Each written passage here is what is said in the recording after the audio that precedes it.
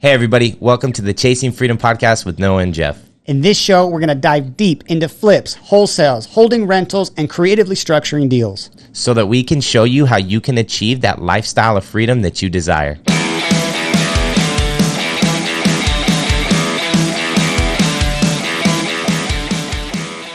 Hey guys, welcome to the podcast. This is Jeff and Noah with the Chasing Freedom podcast. We are stoked that you guys are here with us again. This is going to be a little kickoff episode telling you what to expect with this podcast. We're super stoked to share some knowledge with you guys and some wisdom. Looking forward to it.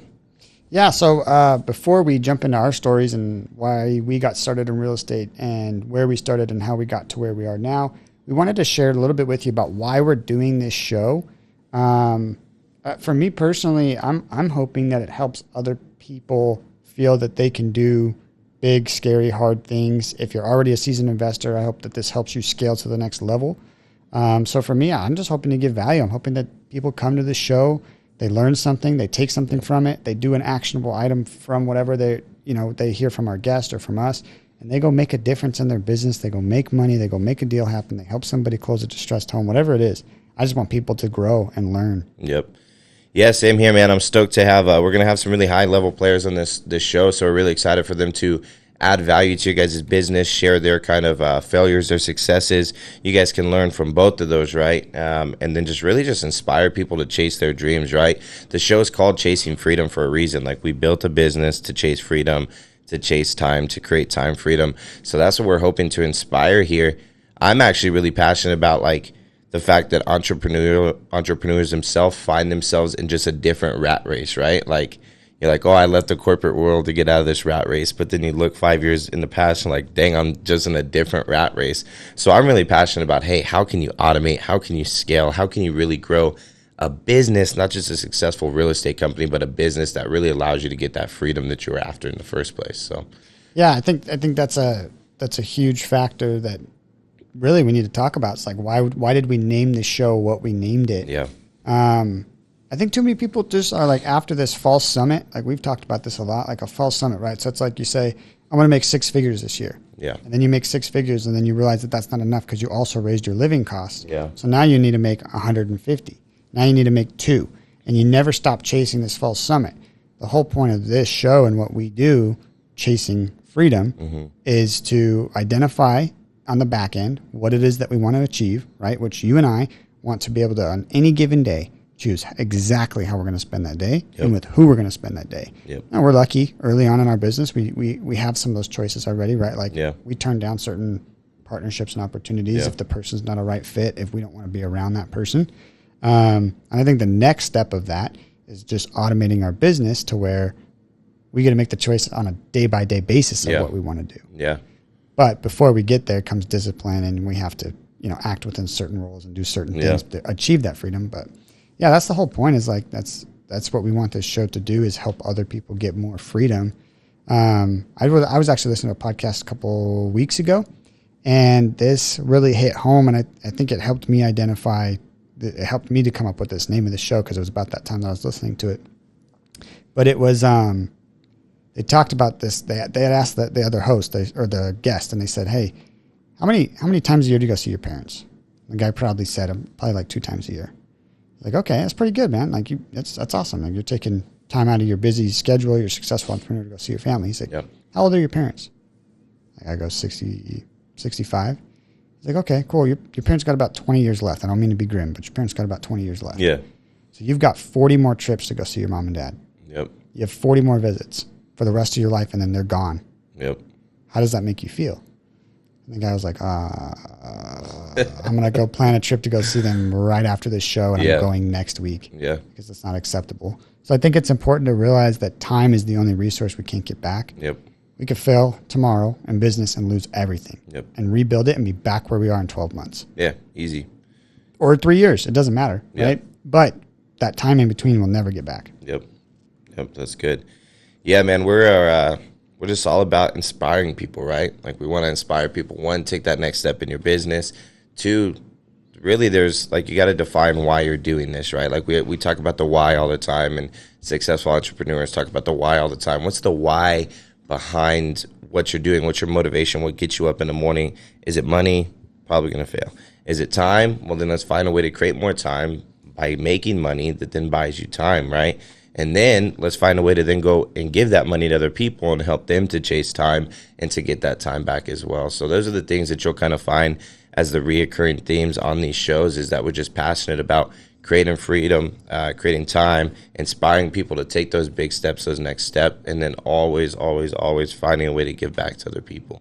Yeah, the giving back is huge. I feel like I say this to everybody all the time. It's like the more people you help get what they want, whatever it is that you're looking for or looking to achieve, pours in abundance. Yep, 100%. It's super simple, but people always miss the mark. Yep. And it's funny, too, because it's like I've gotten really good at picking up on that. When someone comes to me with something and they're like, hey, can you help me with this? They're just hoping to take something from me. They say that they see that I've done well or you've done well in something, and they just want to reap some of that benefit or that value for themselves. But what are they bringing? Yeah. Because people generally don't get a response from me. Yep. They generally don't go into deals with me or end up working with me in any capacity. Yeah. But there is a difference. There's a few people in the past couple months that have come up and they've said, hey, it looks like maybe I can help you out with this. Like, can I bring you deals? Can I do this? Can I do X, Y, Z? And you're like, you want to help? Well, then whatever it is that you're looking to do, I want to help you do it. Yeah. Because you're willing to help me. And that's a game-changing, like, twist in mindset. Like, trying to help other people will always give you what you want. But it's got to be genuine. Yeah, adding value, like, that's how you get success in this world, right? You come to people and you bring value to them. So it's a big deal. Well, hey, if we're going to talk about real estate investing and entrepreneurship and how to take steps, well, then we better give you a little backstory about who we are, right? A lot of the folks listening to this show will know who Noah and Jeff are, especially if you're local to the Boise market here. But as we start to grow, we want everybody to have an opportunity to hear our backstory and hear who we are. So we'll start with Noah. Noah, how'd you get started in real estate? What inspired you? What were your first couple steps that you took? Yeah, so one of the guests we're going to end up having on is Brody Fawcett. And so for me, what always made something real is if somebody that was associated with me or things around me could do something, I always felt like I could do it. Yeah. So when I went to school at Southern Utah University, Brody also went there. Brody started buying rentals. I was kind of following him on social media and watching what he did. Yeah. I moved out to Washington, worked in a corporate job that was not for me. And I thought, man, Brody came from the same place I came from. He went to the same school. He didn't come from the same place I went. He came from the same school. So Brody, I was like, if he could do it, I could do it. So I reached out to him and said, hey, how do I get into real estate? What do I do? What's this whole thing? He directed me to Bigger Pockets. And then from there, I just started diving in. And I was like, okay, what part of this business do I want to go into? I don't have any money. I have a little bit of time. And I have a lot of hard work. Yeah. Or good work ethic. So I went into wholesaling. 8 months. 2 failed partnerships, a couple $1,000s lost. I finally landed my first deal. Nice. It was a $10,000 assignment. Had no idea what I was doing. I actually erased my name on the purchase and sales agreement and put the new person in because I didn't know what the assignment form was. Luckily, the guy was a good guy and still paid me my $10,000. Oh, that's hilarious. But so I just snowballed it. So I took that $10,000, I rolled it in. Found a mentor, actually went to work for him for a couple of years, learned how to really scale the wholesaling side of things, then moved to Boise, Idaho, bought a house hack, duplex type of thing to set myself up, again, like building a really rock solid foundation where I could take more risk. Yep. And that's kind of where you and I met, and then we started doing flips and wholesales and land plays, and it kind of brings us to where we're at now. Yeah, full circle. Yeah, so as you, when you moved to Boise, what made you want to take that jump towards, hey, now I've wholesaled before, I'm kind of passionate about real estate. What made you want to take that jump to really scaling up the business and taking that next step? Because what I see is a lot of people just get comfortable, right? Like they're like, hey, I made some bucks wholesaling. It's pretty safe. It's relatively easy. It's not a lot of risk involved, right? That's like the lower end risk spectrum of investing is wholesaling. So a lot of people get stuck there. So talk about what inspired you, what made you comfortable, what steps you really took to set up being able and willing to take that next step into flipping and land plays and really just full scale build out. Yeah.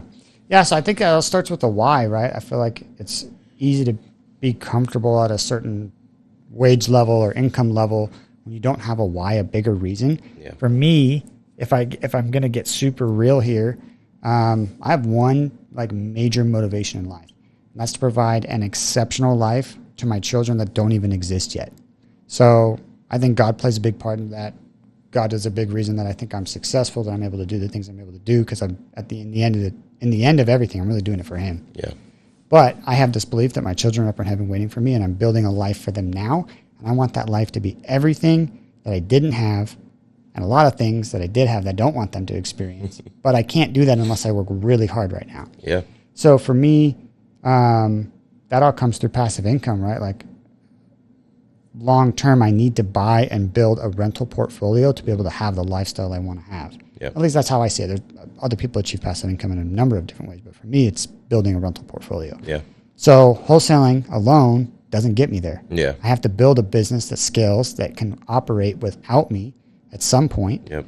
So that way I can focus on building the portfolio, grow the rentals, have the cash flow to be able to do it, because it's expensive, right? Like, it takes money to make money, it takes money to buy rentals. So, big picture, I've always thought, like, okay, I need a couple hundred rental doors to be able to sustain being a fully present dad. Like, my one goal is that my kids will look back on life one day and be like, holy crap, I didn't realize that my dad was more present than anyone around me. He was there for everything. He had so much time with me, because I'll never get that time back. I can always, like I said, I can always make more money. I can always buy more properties. Yeah. If I fail, I could always restart, but I can't get my time back with those loved ones. Yeah. So the big why, thinking big picture, and then how did I make that jump to scaling? I can be a big risk taker, but I'm also I also try to avoid risk. Yeah. So for me, the house hack and finding a way to have no mortgage payment. So I started off by lowering all my expenses. Yeah. I paid off my cars. I had no debt. I had no debt from college.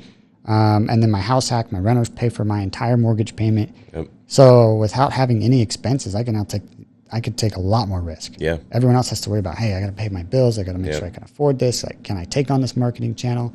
And then it was figuring out, like, Boise itself and, like, what parts do I want to flip in? So, like, identifying, like, target markets. Yeah. And then going deep into those target markets and doing some sniper marketing methods, like driving for dollars, door knocking, cold calling. And then quickly realizing that, like, hey, I'm just building a wholesale business again. How do I scale this? Yeah. And then I think that's kind of like where you came into the picture. I was like, okay, I could find leads. I can negotiate contracts. I can lock up good things. Mm-hmm. Let's find somebody who can flip things really well. And that was you. So I think that that's a crucial part, is like the people you bring into your business. Traction talks about this, right people, right seats, right? Having you be in the right seat and me be in the right seat, where it's like, okay, I'm really good at finding properties and operations and that type of stuff. You're really good at making sure flips are executed in an efficient way. That's like rocket fuel. Yeah. Right? Like, I think I did 2 flips before you, and they were horrible. They took forever. I didn't make a ton of money. When you came onto the business, I don't know exactly where your business was at before, but we're not where we're at now. Yeah. Yeah. Like, it just blew up. Yeah. Because now we have 2 people that are good at what they're doing, and 2 people in the right seats, which allowed us to do infinitely more. And we've said this multiple times: 1 + 1 doesn't equal 2 when you're talking about people in a business. 1 + 1 equaled like 7. Yeah. Yeah. So that's for sure. Yeah. And so I like to get granular in this podcast, right? We like to give some details. So we talk about, hey, you started out pretty small wholesaling, and then now, just a little backstory, guys. Noah and I are partners. We're on track to do about 36 flips this year, about 15 wholesales and 12 infills. So we'll do above 50 deals this year, not even including our rentals. So Noah went from wholesaling a couple deals a year just 3 years ago to on track to do 50 plus deals this year in our local market, plus 15 to 20 rentals out of state, right? Mm-hmm. So 70 potential deals in a 12-month span. So obviously along the way there was probably missteps, there's probably failures. Let's talk about a failure. What was a failure that came along that you wish you would have done differently, or what did you learn from that failure that then set you up for success in the future? I think the biggest mindset change, and I wouldn't say that this is happened such a long time ago. I feel like it's happened, then I forget about it, and it happens again. But it's to stop chasing or stop thinking that you're going to convince someone to sell their property to you.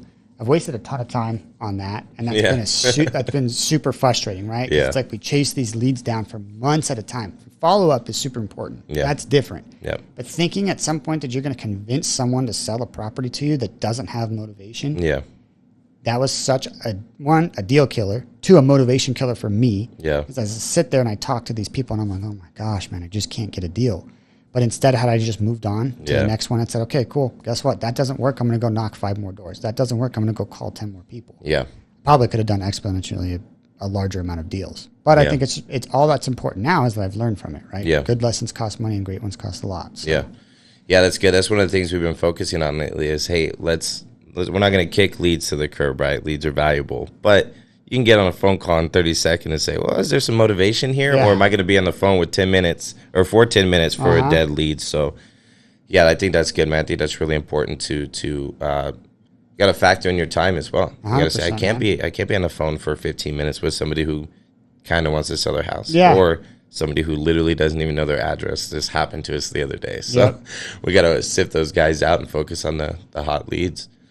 Well, cool, man. What advice would you give to folks who are listening to this podcast who are getting ready to take that next step, scale their business up, who are just really wanting to get started?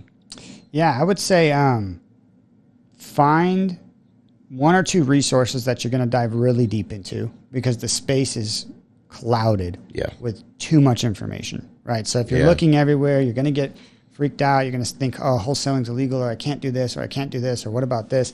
So pick 1 or 2 great resources. For me, like when I started, I picked Wholesaling Inc., 1 podcast. Yeah. I listened to like 150 episodes. The other podcast was the Real Deals podcast by, at the time, Tucker Merritt ran that podcast.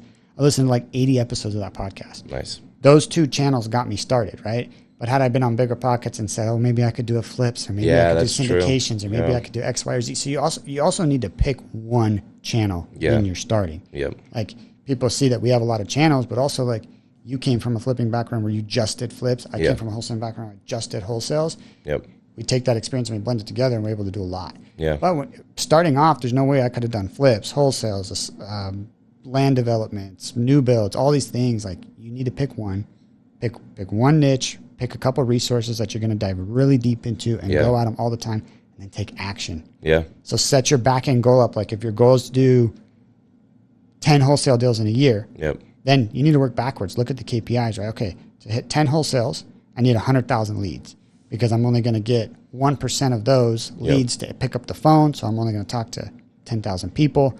And out of that, I have a 1% close ratio. So I'm only, setting 1,000 appointments. And then from the 1,000 appointments, maybe you get 100 things under, or 100 properties under contract, and you have an 80% close ratio from that. So there you go. Now you just worked backwards. So work backwards, and then now you know what you need to do per day. Yeah. Because I find that there's a lot of business owners that like sometimes they'll wake up and if there's not any fires to put out, they're like, what do I do? What do I do today? I don't know. Yeah.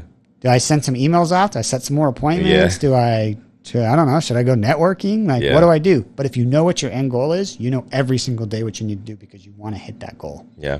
But let's jump over to you real quick. So why don't we talk about like why you got started? What's your why? Like, how did you want to push past doing a couple flips to where we're at now? Yeah. So I got started. I was working for a guy. He owned like 4 or 5 different businesses, and I was working for him, just kind of being his. They actually called me the puppy. I don't think I've ever told you this. That was my nickname. I was the puppy, right? So I was in training. I was just, hey, do whatever I tell you to do, right? Sit, stand, do whatever. And he was a cool dude. He's one of my lifelong mentors. Unfortunately, he passed away, but he taught me a lot about business, and I realized quickly that he had something that I wanted, and then that was freedom, right? I saw the financial success that he had, but he was also smart. Like, he drove a minivan that he had owned for 15 years. Like, he wore the same clothes from the 90s. Like, the dude was so retro, it was crazy.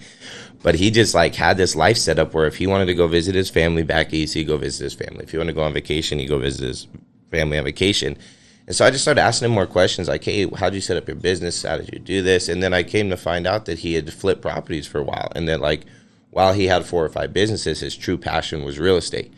But he had never made the jump to full-time real estate. And me being who I am, I'm just a hype guy. Like, that's who I am. Like, I decide I want to do something. I'm like, dude, let's do it. It's the coolest thing that exists. And I will convince you it's the coolest thing that exists. So there was some seminar came to town, and I went for a couple of days and just learned a little bit about real estate because honestly, I didn't know anything.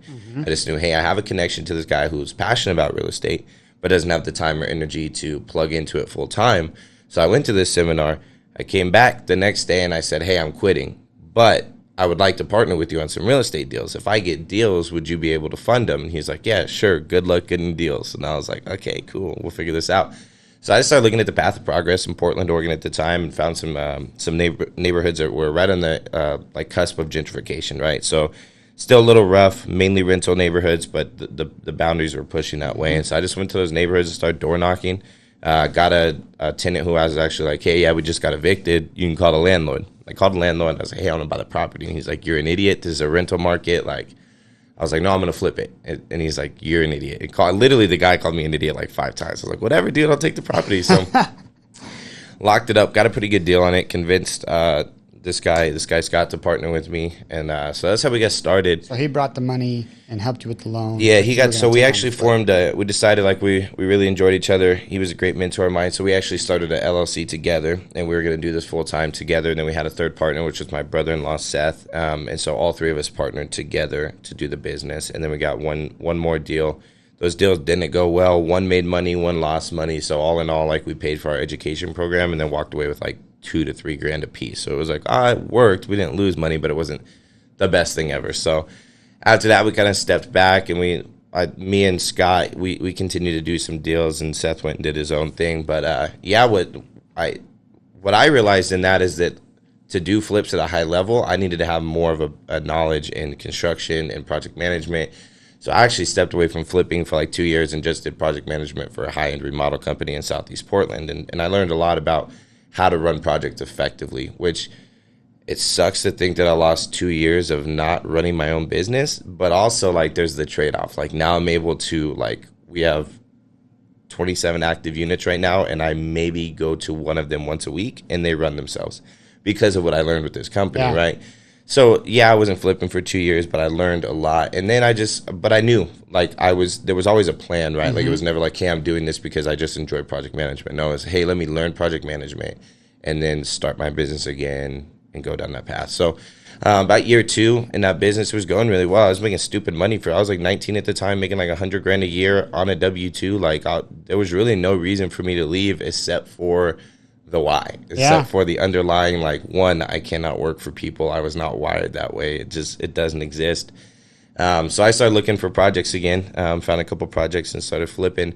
But for me, like on the why side, like I grew up extremely poor. Like some people hear my story sometimes like, how did you even make it? I don't know, man. Like didn't even have a bed until I was like 16 years old. Like grew up stupid poor and knew that I was never going to go back to that, and knew that, again, God, same thing, like God blessed me in my life, and I knew I wanted to change that. I wanted to have a generational blessing for my family that was different than the life that I had. Yeah. So for me, it was, how do I switch this trajectory? How do I get some financial freedom so I can be with my kids, right? How do I get some financial freedom so my kids are set up for life, because they'll never live a life that I live. So that was my big motivational force. And then as it started to go and I started to make money, like that quickly became like, how do I do this for other people? So I had like not an epiphany, but like I think it was only like 6 months or so. I called you and I was like, dude, I want to be measured. Like when I get to heaven, like obviously God will look at me and he'll judge me and he'll say, hey, these are things you did well. This is why you're going to heaven, blah, blah, blah. But what I hope happens is that there's also this list of millionaires that I helped to create on the business side, right? Like I just hope there's this list of like, hey, here are people that had no opportunity in life and you helped to inspire them. You helped to teach them. You helped to show them a path. And so for me, that was when I was pretty hesitant when we were like, hey, let's do a podcast. Like, I don't know, man. And I got inspired like, hey, no, like my new why is like, yeah, I want generational blessing for my family, but I also want to switch the trajectory for other people's lives. Because when you look at other people, like, it's funny, man, too much backstory, but I was watching American Idol, and I told you this. I was watching American Idol, and these guys are just like, my only chance to get out of this impoverished area, to do anything in life, is to be a good singer. And I'm a big sports guy, so then I go, oh, you know, that's the sports sector too. Like, LeBron made it out of Akron because he was good at basketball. Like, these guys make it out of these distressed places because they're good at sports. Mm-hmm. And I'm going, man, there's such an easier path. Like, not everybody is wired to be a great singer. Not everybody's built to be a good athlete. But I can teach anybody to do real estate. Yep. I can teach anybody to follow steps and do real estate. So I just got inspired. Like, man, it's so sad seeing people who think they only have one or two options. when this is a third option. Starting a business, being an entrepreneur is a third option, and it's really not as hard as people think. Anybody can do it. Anybody. You just need to have a bigger reason at the end that keeps that keeps pulling you through the ups and downs. Yeah. Because it's a lot of ups and downs. It is, right? Like you'll have extreme highs, and it could all be in one day. Yeah. You could be all the way up top at 8 a.m.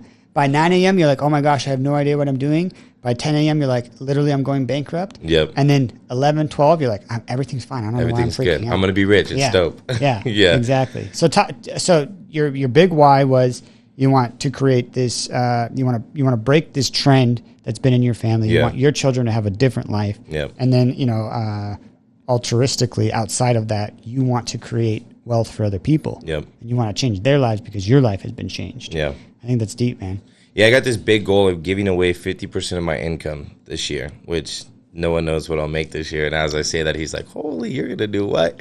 That's my goal, man. And it won't just be like, hey, here's 10 grand, go and run. Yeah. But it'll be like, one of the big things I plan on doing is like Q4, like opening up, like, just like I'll probably just post on my story, but be like, hey, who in my friend circle has been wanting to take a step in business and has a great idea, but doesn't have the finances or is scared? And then spend some time mentoring those people or fund that business, be a partner in that business. One, it's a great idea to build wealth, but also it goes and helps somebody who's not willing or able to take that next step. So, yeah, make sure they have skin in the game. Yeah, no, 100%. Yeah, I won't be dumb about it, but I also like I'm a firm believer that like I'm where I am today, yes, because I work hard, but also like I've had opportunities in my life that I captured, but they were given to me by other people. Yeah. So like this guy Scott being willing to mentor me, like, bro, I was an 18-year-old stupid stoner. Like I was a dumb kid who had no business even being in his business, let alone forming a partnership with me. But he saw something in me. He saw the motivation. He saw the why, and he was like, "Hey, I think this will be something good." Yeah. So I think it's just it's action, but then it's being able to capture those opportunities. And so my whole passion now is making sure that everybody that I can reach has an opportunity, and if that needs to come from me, let it come from me, right? So that's what I'm passionate about. On the business side, like I just always, anytime I get a chance to talk to people, like action and consistency. Those are the two things I'll always harp. Just take action. It's not that hard. Like when people hear like, oh, hey, you could start a real estate business and be successful, everyone's a skeptic off the bat. 100%. But dude, like literally I could write you a 10 to 15 step plan. And if you follow this plan, you will be a millionaire at the end of it. Like it is literally that easy.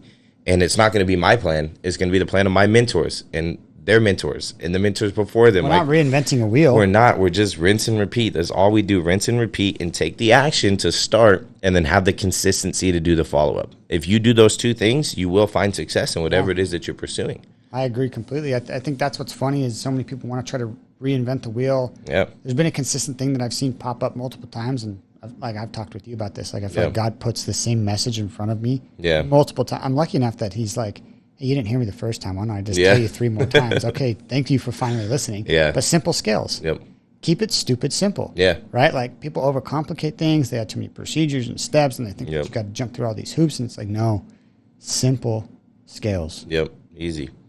So one thing I want to hear from you that I think will help the listeners is let's kind of maybe talk about like your mindset from the get-go. Like where did you want to be? Where did 19-year-old Jeff think 30-year-old Jeff would be?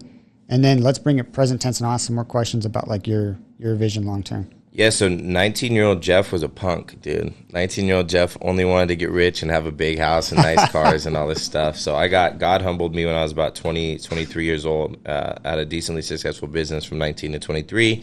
23 got stripped all the way and I had to rebuild. So everything I have now has been rebuilt in the past 3-4 years, right?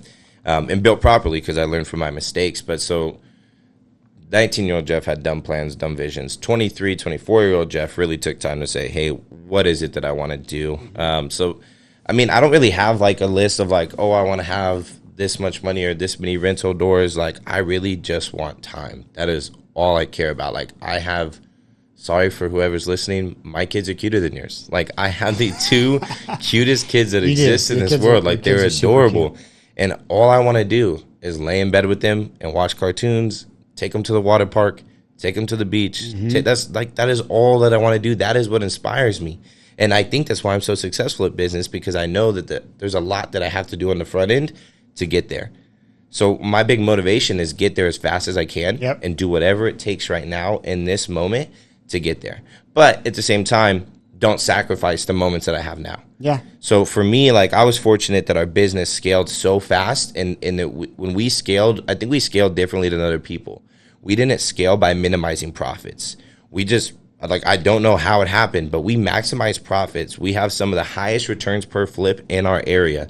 Like Q1, we averaged $76,000 a flip. Like, that's unheard of for an average That's on a flip. unreal. Yeah. That included like 2-bedroom, 1-bath, 3-week flips. That included some full tears. Like, there was a lot of different flips that went into that, but that's a high margin. And so I think since we scaled to so many flips and kept that volume, that now we have all this financial freedom that came super quick. So we've been really fortunate. Whereas like last week I went to Washington. This week you're going camping. In a couple weeks we're going to Puerto Rico. Like, we're very fortunate to have that, and it's awesome that we do. But it's because we set it up on the front end. Yeah. But what I want to harp on is, yes, set it up on the front end and grind, but be smart about how you grind. Like time block, because if you're going to lose sight of family time in that grind, well, then I'm sorry, you're not really after family time in the long haul. Because I see a lot of people who are like, no, just grind now and then you'll get that family time. And then 3 years goes by and they've been working 60, 80-hour weeks and they never see their kids, and their wife's mad at them all the time. And then 10 years down the road, they're like, damn, my kids are going off to college and I never even actually spent time with them. I promise you, kid, like, this has been my biggest fear. I don't get motivated by fears often, but this has been one of the ones that like lingers in the back of my head, is I literally see my son like leaving to college and I'm like, dude, I'm sorry. I don't know you well enough. Like, I'm sorry you're leaving. And my goal, I promise you, son, my goal was to create time to spend with you, and I just couldn't do it. That was my biggest fear. So I was like, when that happened, I had to be so conscious on the front end to be like, no, I'll take some small sacrifices. I won't scale this up as quickly. I'll go a little slower. I'll make sure I'm spending time with my family, with my kid, because you don't want to get yourself in this other rat race to where 15, 20 years down the road, you realize, dang, I'm still running. And what sucks is that if that were to happen, and that happens for a lot of people, it does. There's absolutely nothing you can do about it now. It's gone. You can't buy time back. You can change your way of living, you can change your habits, but what's already gone is gone. It's gone, man. That's why I always talk about time, man. Time and family, and that's why we all do it. I've never met somebody who's like, I'm going to take massive risk in my life and be a millionaire for the sake of the money. Yep. Never met one. Yeah, because when you're after the wrong thing, you generally don't get that result. Yeah, 100%. Yep. So you don't have a specific idea of exactly, hey, here's a number of whatever I want, and what, working it backwards. Instead, I got like a month. Like, I know what I need monthly yeah. to feel comfortable. It's a stupid number, but it's a number. Sure. So my goal is $50K a month passive. I don't need $50K a month, but $50K a month will allow me to bless other people, to spend time with my family. And when I talk about spending time, like, I want to homeschool my kids. I want to teach them about a checkbook and why to have good credit and why to have all these things that we don't teach in the public school system right now. But that's a whole nother rant for another day. But I want to teach my kids these things, right? And I want to teach them while traveling abroad, right? I want to have a couple houses across the world and travel and teach them things and expose them to different cultures. Like, I want my kids to see things that I didn't see.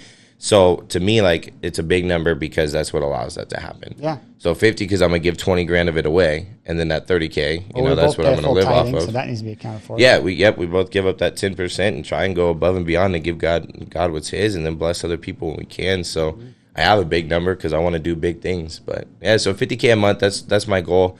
Haven't factored how many rentals I need to get there, just because it's always different in what market you're in, or if you're going to single family portfolio or multifamily or leveraging debt. Yeah, and I think we've done a really good job at scaling the business and starting to automate the business as well. So like, we've always talked about, like, when we got started in business, we talked about like, hey, we're going to build this rental portfolio, and then 3 to 5 years we'll probably be ready to step away and just live off of passive. Well, now I'm looking at how the business is growing, and I'm going, dude, yeah, we could step away. But I don't think we ever have to relinquish. No. Like, this business will run, and this will continue. It's an actual business now. It's not just real estate. It started out as high-paying jobs for you and I that focus on real estate. Now we're a business that is automated, that real estate's just the product of that business. Yeah. And so as that starts to get set up, that allows us to, yeah, sure, my past that $50K a month passive income goal, it might not all be rentals. It might be $30K rentals, $20K that I continue to make as a salary from this company, because this company does $200K a month. Like, that's a realistic option as well. So, yeah. I like it. So then, you know what I think would be cool is, what does a dream day look like for you? Like, you're 10 years down the road, you have absolute freedom. Yeah. There's no constraints. Nobody needs you in the office. Yeah. You can go if you want to. Yeah. You can go check in on stuff if you want to, but what's that day look like for you? You know what? It's waking up. I mean, I guess 10 years down the road, my kids aren't watching cartoons, so that's going to suck. 5. They're still little. Let's say 5. Let's say they're still little. So, yeah, wake up. We watch cartoons, man. We hang out for like an hour and a half. Walk out. We're on the beach because I love the ocean, man. On the beach, we just hang out. Really, like, my dream day consists of doing whatever it is that my kids want to do that makes them happy. And then I'll be honest, I love business. So there's got to be some sort of, like, dopamine rush that comes from the business still for it to be like a perfect day. Like, hey, we just landed a 7-figure deal. Cool, awesome.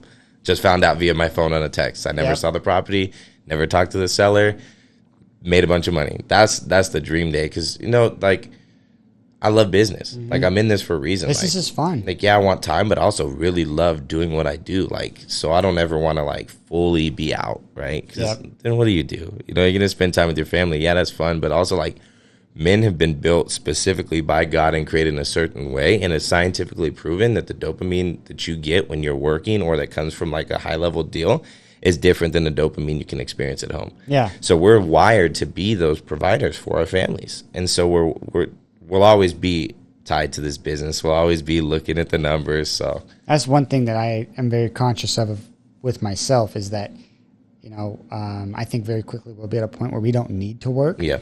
But I'll never be able to stop. Yeah, it's too fun. It's just in me. Yeah. It's in me. I love doing it. Like I like the risk. I like the dopamine hits of a win or a success or whatever. I also think that like something that we haven't really gotten to yet, but something that we will enjoy in the future is like seeing our team be successful. Yeah. Like we've got the joy of having wins and getting deals done and all these things, but like we're just building this team up. And like I want a team family. Like I want people showing up to my house that work for me for Christmas. Yeah. And I want to bless their kids with awesome gifts. And I want them to like love their company so much that if a headhunter ever called them and offered them $20, $30, $40, $50,000 more, they said there's not a chance I would leave my job. I would never leave. So that's good. Dude, this was fun, man. This was cool to sit down for us to explain ourselves, why we're doing what we're doing, why we're doing the podcast. We're excited for you guys to meet these guests. When we bring these people on, they're all high-level players. They're all successful real estate investors. They're out in different niches and industries in different places. Yeah. But we hope that it just resonates with you and it pushes you guys to do whatever it is you want to do. Life is too short to hate what you do. Yep. Your job is it's 8 hours a day. It's I'm curious what that math is. Maybe it's like 20% of your life or whatever. Oh, it's got to be more than that. 30, 40, 50. You spend more time at work than you do awake in a day. True. I spend way more time with you than I do with my wife. Yeah, like it's true. So like my big thing is like I would rather lose everything doing what I love than live a life of complacency. Yeah, 100%. It's not going to happen. Yeah. It's just not a point to be unhappy in your situation. You can always change it. People need to get out of the mindset that they're stuck. Yep. You're not stuck. Yep. You need to take action. You need to make a plan, and you need to go for it. Yep. I would rather know that like you said, failed at a bunch of things that I was interested in trying. Yeah. And sit there on my deathbed at the end of my life and said, man, I wish I would have tried those things. Look back at it. Like every single person does. Like it's literally top 5 on the list of regrets in life on deathbed. Recorded. What did you regret? And top 5 is not starting a business. Yeah. Or spending more time with your kids, being with your family, right? Yep. Yeah. That's a powerful thought to keep in mind. Like bring that to present day, and that should motivate you to get 100%. Started. Cool. Well, hey guys, thanks so much for listening. We are super excited for this series. Like Noah said, we're going to have some really high level players. I think it's going to be very far and few in between that we have a player that is at least not at our level. Mm-hmm. I think most of the people that are going to be on this show will make us look like small little fish. So when we talk about our numbers, they'll be nothing. And they'll fail in comparison to these other guys. So we're excited for these high level players to come onto the show. But what we're going to be very mindful of, and this is what I want to say on this kickoff episode, is what we're going to be very mindful of is, yes, we're going to have high-level players, but we're going to do our best to scale that back and peel off those layers and make it practical. Mm-hmm. Get granular with these guys about, hey, how did you get started? Because that's what's so cool is, like, we just had a guy in here, Casey, and, like, he's one of the biggest guys in our market. And he'll be coming up on a podcast in a couple weeks. And this guy is, like, luxury flips, couple hundred builds, doing crazy stuff. And 3 years ago, he was wholesaling. 3 years ago, he was just starting a wholesale company. So we peel it back and get granular with him and talk about what steps he took to build an empire to show you that it can be done in 3 years. Yep. So we're excited for it. Thanks so much for finding us and stopping by. We look forward to spending some time with you guys. All right, guys, thanks for tuning in to this week's episode of the Chasing Freedom podcast with Noah and Jeff. Please subscribe to our YouTube channel in the show notes below. And if you ever want to get a hold of us, feel free to do it via our Instagrams. You can also follow us for our funny content on TikTok.